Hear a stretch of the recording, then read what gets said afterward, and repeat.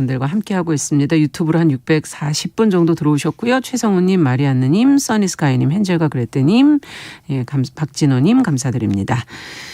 자, 콩으로도 보이는 라디오 보실 수 있다는 거 안내 다시 한번 해드립니다.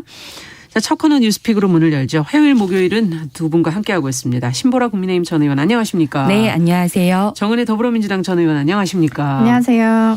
자, 앞서 뉴스를 듣다 보니까 보도가 나오던데요. 이제 신형 호위함으로 부활하는 천안함 진수식 오늘 열린다는 이제 보도가 있었거든요. 여기에 지금 최원일 전 함장을 비롯한 생존 장병들이 지금 모두 불참을 한다고 그래서 어떤 이유에서 그런 것인지 보도 내용을 조금 더 들여다보도록 하죠. 신보라 의원께서 좀 정리해 주시겠습니까? 네, 오늘 신형 호위함 천안함 진수식이 열리는데요. 네. 이번 진수식은 2010년 3월 26일 그 북한 잠수정의 어뢰 공격을 받고 폭침된 천안함의 부활이라는 의미가 있습니다. 그런데 이 진수식에 최원일 전 천안함 함장 및 생존 장병들이 불참을 하기로 밝혔는데요. 네. 이는 최근 방송통신심의위원회가 2010년 북한에 피격된 천안함의 침몰 원인으로 잠수함 충동설 이런 천안함 폭침을 부정하고 음모론을 제기하는 내용의 그 유튜브 콘텐츠에 대해서 문제가 없다라고 하는 결정을 내린 데 대한 어떤 반발 차원으로 이해되고 있습니다. 최원일 전 함장은 페이스북에 글을 남겼는데요. 대통령 직속 기구라는 군사망사고 진상규명위원회의 천안함 제조사 사건에 이어서 이번에는 방송통신심의위원회가 또 한 건을 했다. 대통령은 천안함은 북한 소행이라는데 도대체 이들은 어느 나라 대통령 기구인가? 그래서 내일 천안함 진수식 참가는 불가하다라고 글을 남기기도 했습니다. 또한 한 방송과의 인터뷰에서는 음모론을 방조하는데 내가 쇼에 이용당할 필요가 뭐가 있느냐. 방심위원들이 천안함 음모론이 담긴 유튜브 방송 금지를 하지 않는 상황에 천안함이 부활을 해도 내가 가서 박수칠 일이 아니다라는 입장을 밝혔습니다. 이에 따라서 생존 장병들도 이 진수식에는 참여를 하지 않기로 했고요.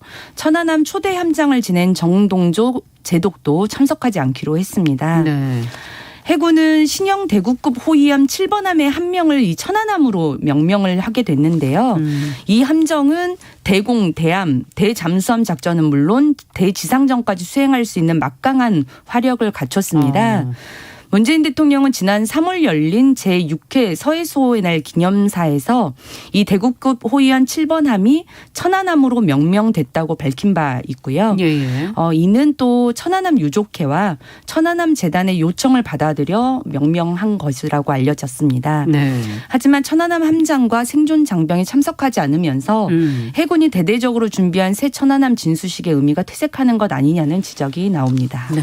자, 지금 어찌 본다면 주역들이 진수식 불참을 한다는 그런 소식에 두 분은 어떤 생각을 하고 계시는지 정은혜 의원부터 한마디씩 들어볼까요? 네, 먼저 그 천안함 진수식이 이제 또 열리게 되는 것 이것은 굉장히 좀 의미 있는 날인 것 같습니다. 그래서 원래 1000톤급이었던 그 초기함이었던 천안함이 이제 한 2800톤급 그 최신식 그런 호위함으로 부활을 하게 되는데 굉장히 뭐 최신 어떤 뭐 하이브리드 체계도 사용을 하고요. 굉장히 또 잠수함을 쫓을 때는 또 힘이 좋은 또 가스터빈을 사용해서 또 잠수함을 추격할 수도 있는 굉장히 모든 최신 기술이 탑재된 그런 함이 되었고, 그리고 2023년부터 이제 우리 대한민국의 서해를 지킬 그런 또 천안함이라는 또 이름을 다시 또 달고 이렇게 하는 것에 있어서 굉장히 의미가 있고, 그리고 당시 2010년 또 천안함으로 인해서 또 고인이 되신 분들을 우리가 또 오늘 다시 한번 생각해보는 좀 시간이 되었으면 합니다. 이런 그 비극의 참사가 다시는 반복되어서는 안 된다는 것을 저는 전 국민이 또 아이들도 이런 부분은 저는 좀 배워야 하지 않을까, 기억해야 한다 라는 생각을 합니다. 그 문재인 대통령도 계속 반복적으로 얘기를 했던 것이 정부의 공식 입장에는 조금도 변함이 없다. 그리고 천안함은 북한 소행이라는 것이 정부의 입장이다라는 것을 재차 말씀을 하셨습니다. 지난번에 그 고 민평기 상사의 모친께서 이게 북한의 소행입니까? 누구의 소행입니까? 이렇게 굉장히 애절하게 그 서해 수호의 날 기념식 행사에서 또 물어보기도 하셨고요. 거기서도 문재인 대통령도 계속 일관된 답변으로 이제 또 말씀을 해주시기도 했습니다. 근데 이제 방통위의 결정에 있어서 조금 지금 논란이 되고 있는데요. 네. 그 제가 확인을 해본 결과 방심이죠. 예, 네. 죄송합니다. 예, 방심위. 네. 예, 방심위 통신소위입니다. 그렇죠. 통신소위위원 5명인데요. 이 중에 이제 3명이 해당 없음 의견을 냈다고 합니다. 특히 뭐 옥시찬 위원 같은 경우는 개인적으로 천안함 사건으로 순국한 영령들에 대해 안타깝게 생각한다고 하면서도 앞으로 이러한 천안함 사건의 진실이 밝혀져서 우리 사회가 분열되지 않았으면 하는 바람이 있다라고 하면서 얘기를 또 하기도 했고요. 또 김유진 위원 같은 경우는 이제 천안함이 어쨌든 군의 공무수행 과정에서 일어난 일이고 그것에 대해 이렇게 음모론이 있지만 어쨌든 비판적으로 주장하고 있는 것이고 반면에 뭐 이제 또 5.18과 관련해서 그런 다뤄졌던 연상에 대해서도 얘기를 한 것 같아요. 그래서 이것은 그냥 무고한 시민을 북한군으로 몰아가는 정보들이다. 그래서 이거는 차원이 다르다라고 생각을 그런 주장을 하기도 했고요. 또 반면 이제 김우석 위원 같은 경우는 뭐 이제 우리가 과거에 또 5.18 음모론 같은 것이 있었는데 5.18 음모론 같은 경우는 삭제하고 이 게시글은 왜 놔둬야 하느냐 이런 거에 대한 것들이 좀 이해가 가지 않는다라는 얘기를 또 하기도 했습니다. 네, 신무라 의원께서는 어떻게 보십니까? 네, 뭐 천안함 피격 사건 너무나 잘 국민들께서 기억하시겠지만 104명의 승조원이 탑승을 했고 북한의 어뢰 폭침으로 인해서 46명의 장병들이 목숨을 잃어야만 했던 사건입니다. 이 전준영 천안함 전후회장이 있는데요. 30대 또래예요. 네, 또래인데 이 전준원 천안함 전후회장이 이 천안함 진수식이 알려지고 났었을 때 페이스북으로 부활하는 천안함마 선임들 한 좀 풀어줘라. 꼭 복수해줘. 이렇게 글을 남기면서 실은 진수식을 굉장히 환영했었습니다. 그런데 이제 그 앞뒤로 이제 방송통신심의위원회가 이 천안함을 부정하는 음모론을 방영하는 유튜브 채널에 대해서 이게 문제없음이라는 결론을 나다 보니까 자신의 명예가 어떻게 보면 송두리째 부정당하는 그런 느낌을 받은 것이죠. 그러니까 실은 천안함은 북한 소행이다라고 하는 게 정부의 명확한 입장이고 그거는 여야를 막론하고 어떤 정부가 들어서건 부정될 수 없는 사실입니다. 그런데도 불구하고 이제 방송통신심의위원회는 대통령 직속의 행정기구거든요. 그러니까 대통령과 정부의 입장은 명확한데 어떻게 대통령 직속이라는 행정기구는 이런 음모론을 제기하고 사실을 부정하고 명예를 모욕하는 이런 방송이 문제없다라는 결론에 어떤 도달할 수 있느냐. 이런 부분에 대해서 우선 이 나라를 지킨 분들의 명예 회복이 훨씬 더 중요하다. 그렇기 때문에 천안함 진수식이 의미가 있더라도 거기 가서 박수 칠 일은 아니다. 명예 회복이 우선이다. 그런 점에서 좀 이분들 입장에서 정말 가슴 아프고 미어지는 일이다라는 생각이 듭니다. 저는 이제 그런 점에서 그 방송통신심의위원회의 재심의는 좀 당연히 좀 이루어져야 할 것으로 보이고 실제 지금 천안함 전후회 분들도 재심의를 요구를 하고 있는 상황입니다. 실제 방송통신심의위원회에도 이게 만들어진 목적이 공적 책임의 어떤 제고 이런 부분들이 있는데요. 이제 방송통신심의위원회 보면 정보통신에 관한 이 심의 규정이 있습니다. 그래서 이 심의 규정에 따라서 심의를 하는 것이죠. 그렇죠. 근데 이제 이 심의가 들어가게 된 배경도 지금 천안함 전후회 측과 천안함 재단이 국방부와 여러 가지 이제 명예회복과 관련한 협의를 진행하던 와중에 여전히 사실을 호도하는 그런 방송들이 문제가 되고 있다. 이런 부분에 대한 삭제 조치를 해달라는 요구가 있었고 그걸 국방부가 받아들여서 국방부가 이제 방송통신심의위원회에 이제 요구를 한 거군요. 조치 요구를 한 겁니다. 그래서 삭제 조치 요구를 했는데 국방부가 그 요구를 한 규정은 방송통신심의위원회의 8조 규정이더라고요. 8조 규정이 뭐냐면 내용입니까? 이제 사회질서 위반에 대한 내용인데 이게 사회질서 위반에 관한 해당하는 거는 이제 삭제나 이제 조치 규정이 있는 거죠. 근데 그 정보들이 사회통합 뭐 여러 가지가 있는데 그 중에서도 좀 해당되는 것이 뭐 사회통합 및 사회질서를 저해하는 정보, 뭐 사회적 혼란을 현저하게 야기할 수 있는 내용, 타인을 모욕하거나 사실 또는 거짓의 사실을 드러내 타인의 명예를 훼손하는 내용, 뭐 이런 것들이 있습니다.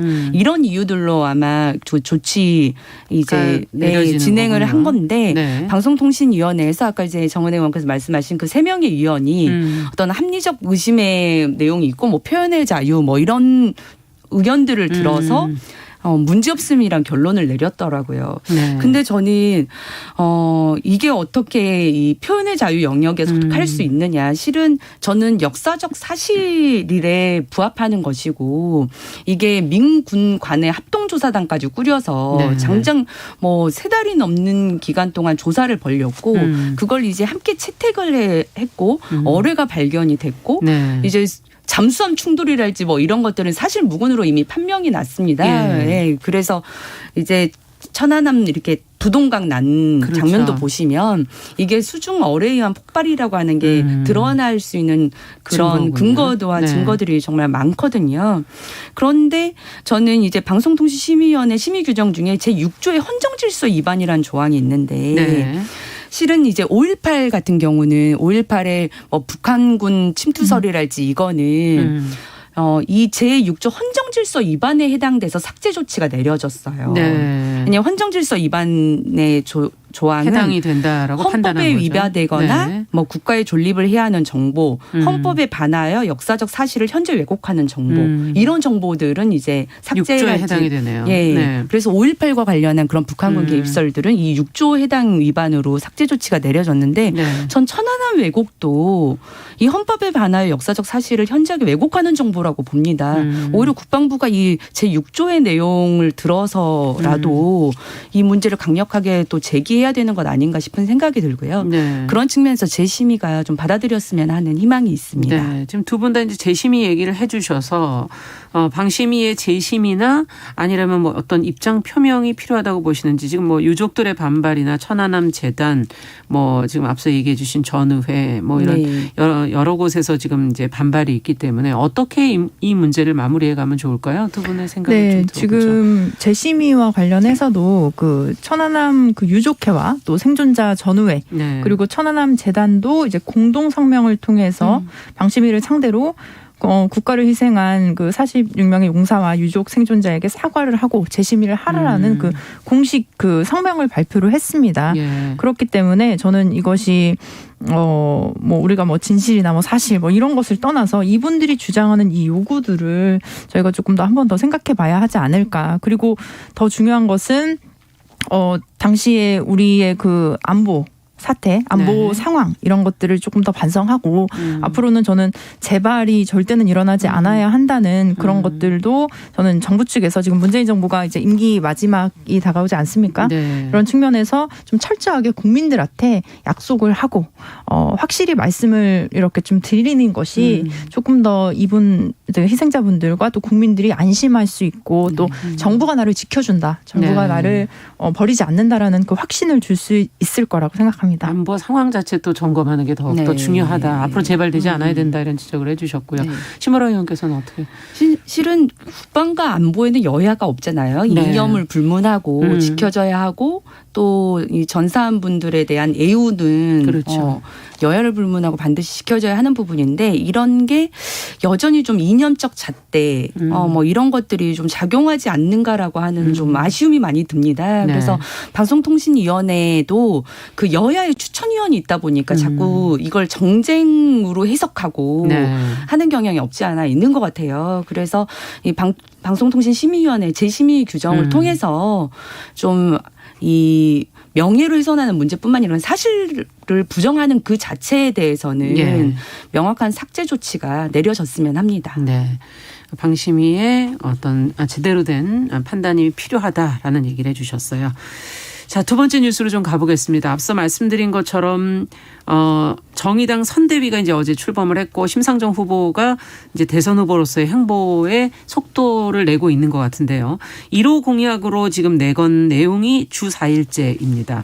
이 주 4일제 관련해서 어떤 내용을 지금 심상정 후보가 얘기를 하고 있는지 뭐 다른 당 후보를 비롯해서 정치권들의 반응은 지금 어떻게 나오고 있는지를 좀 짚어보고 싶습니다. 정은혜 의원께서 좀 정리를 해 주시죠. 네, 그 정의당이 8일 20대 대통령 선거 선거대책위원회를 꾸리고 네. 네. 본격적인 대선 준비에 돌입을 했습니다. 그래서 이제 심상정 대선 후보가 다음 달 19일에 대선 강령을 확정하는 정책 당 대회를 할 예정인데요. 네. 그 전에 그 대선 후보로서 주 4일 공약을 지금 연일 이제 띄우고 있습니다. 뭐 다른 공약들도 있지만 우선적으로 많이 얘기를 하고 있는데요. 특히 그 기업은행 금융노조와 가진 간담회에서 네. 주 4일제를 공약을 제시한 배경과 기대 효과에 대해서 설명을 했고요. 예. 그리고 대국민 의견 수렴이라는 전제를 달기도 했습니다. 그래서 이런 부분에 대해서 조금 더 심도 있는 논의들을 지속적으로 이어가고 가야 한다라는 주장을 했는데요. 네. 여기에 대한 이제 여야의 반응은 조금 다릅니다. 더불어민주당의 이재명 후보 같은 경우는 그 지난번에 언론을 통해서 이번 대선 공약으로 내세운다고 하긴 이르다. 하지만 앞으로 닥칠 4차 산업혁명 시대에 능동적으로 대응해 나가기 위해서 우리 사회의 화두 중에 하나로 이야기할 때가 되지 않았나라고 생각을 한다라고 네. 얘기를 했습니다. 반면에 국민의힘 대선 주자들은 대체로 좀 부정적인 입장이기도 합니다. 네. 그 홍준표 의원 같은 경우도 이제 AI 시대가 오게 되면 적게 일하고 많이 벌 수 있는데 주 4회를 적용하기에는 시기상조다. 그리고 유승민 의원 같은 경우도 페이스북을 통해서 주 52시간 근무도 정착하려면 아직 멀었는데 네. 지금 주 4일제로 한다면 노동자들의 소득만 줄여질 뿐이다. 이런 얘기를 했고요. 원희룡 지사 같은 경우도 그 공공부문과 대기업, 귀족노조를 위한 대표적인 포퓰리즘이며 성급하게 추진한다면 생산성 저하나 노동시장 이중화 등 여러 문제가 생길 것이다라는 입장을 밝혔고요. 윤석열 지금 이제 후보가 확정이 되셨죠. 근데 예. 이제 그 캠프 차원에서는 이제 공식적으로 이렇게 얘기한 입장은 없습니다. 네. 자, 그렇다면은 지금 대선 의제로서 과연 이 주 4일제 논의가 가능하다고 보시는지 제대로 논의를 하기 위해서 기초적으로 어떤 조건들이 좀 갖춰져야 될 텐데 그것은 무엇인지 두 분과 좀 근본적인 부분들을 좀 짚어서 얘기해 보죠. 먼저 신보라 의원께서. 네. 정의당의 행보를 보면 네. 항상 그 현실보다는 10걸음 정도를 앞서가는 것 같아요. 어떻게 보면 무상 시리즈도 네. 한 지금은 조금 보편화된 부분들이 있지만 예. 거의 20년 전에만 주장되어 왔던 그렇죠. 것들이 이제 10년 전부터 이제 도입이 되고 그런 것처럼요. 그래서 주 4일제도 저는 지향하고 싶은 방향이고 언젠간 지향되어야 될 방향은 맞지만 당장 내년 대선에서 추진할 수 있는 공약 성격은 아니라고 보고요. 특히나 이제 주 4일제 도입으로 임금 상감 없이 생산성이 높아지는 영역은 예. 공공 영역이나 사무직 등의 화이트 칼라일 것으로 보이고 주로 화이트 칼라 분야다. 다른 직역에 일괄 적용하기에는 조금 어려운 분석이고요. 예. 그래서 심상정 후보도 그래서 저는 금융권을 방문한 거다. 왜냐하면 화이트 칼라죠. 네, 도입이 네. 가능한 부분. 네. 하지만 아마 제조업이나 50인 미만 기업에 가셔서 이 얘기를 하셨다면 아마 문정박대 당했을 가능성이 크다라고 예. 저는 봅니다. 그래서 보면 지금 현재 노동 현실에 맞춰 본다면 저는 어떤 기초적인 부분들의 해결에 있어서 네. 선후차성도 있잖아요. 가장 먼저 선결해서 해결해야 될 것들이 먼저 좀 기반이 돼야 네. 이러한 지향성도 뭔가 추구할 수가 있는 건데 저는 지금 노동 현실에서 가장 중요한 건 우선 노동복지 후상의 양극화 부분인 것 같아요. 조금 더 구체적으로 설명해 주시죠. 가장 크게는 예. 5인 미만 사업장이 노동 근로기준법에서 제외되어 있는 있죠. 현실. 네. 그래서 실은 대기업이나 공공 영역의 근로자는 모든 권리를 다 누리고 있지만 네. 5인 미만 사업장은 그 대부분의 또 권리를 좀 박탈당하고 있는 상황이기 때문에 가장 먼저는 저는 5인 미만 근로자를 근로기준법에 넣는 편입시키는 과정. 그런 부분에 있어서의 제도적 기반이 마련이 분명히 그러니까 돼야 될 것 노동자 안의 같고요. 양극화가 지금 심하다 이런 네. 복지 수준에서의 양극화. 예, 맞습니다. 네. 그리고 지금 이제 코로나로 인해서 뭐 재택근무랄지 원격 네. 근로가 많이 유연화됐다고는 하지만 실은 연차 활용, 재량 유형 탄력근무제 이런 노동 시간이나 공간을 네. 근로자가 자율적으로 선택할 수 있는 부분이 아직 선진국답지는 않습니다. 우리나라가. 그렇죠. 그래서 그런 근로자의 시간, 공간, 휴식 선택의 자율성이 일정 정도 더 확대되어 가는 방향에서 기본 조건들이 좀 마련돼야 될 것 같고요. 네. 마지막으로는 주 52시간제 정착.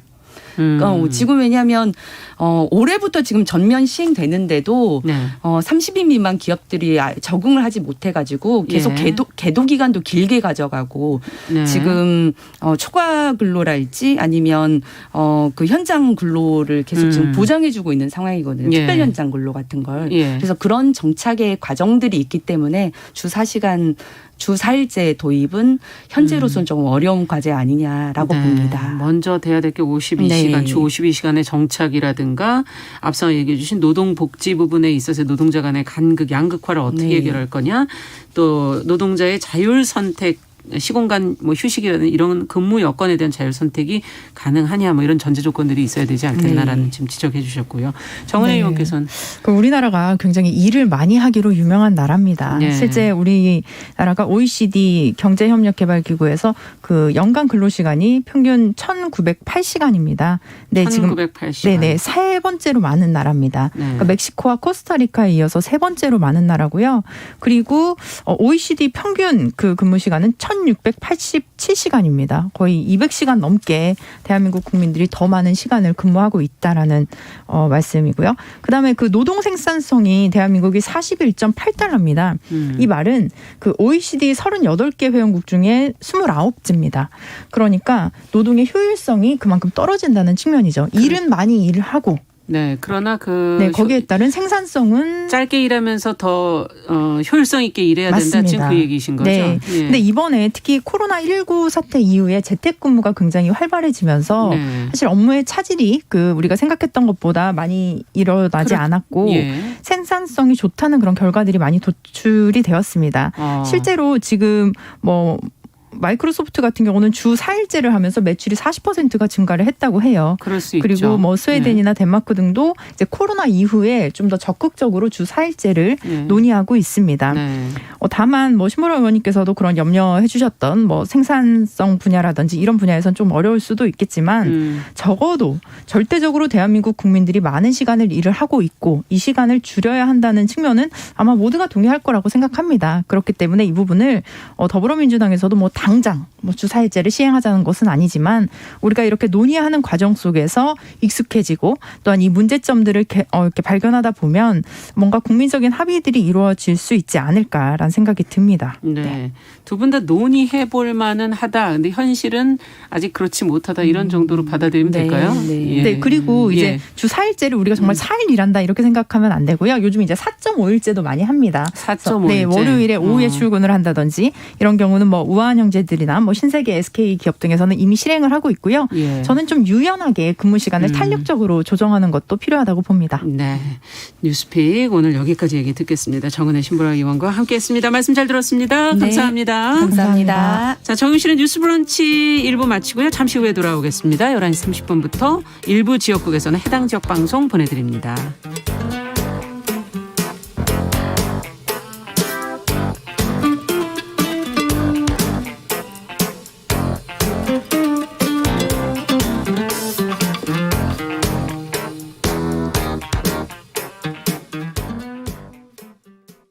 지금 시각은 11시 30분입니다. KBS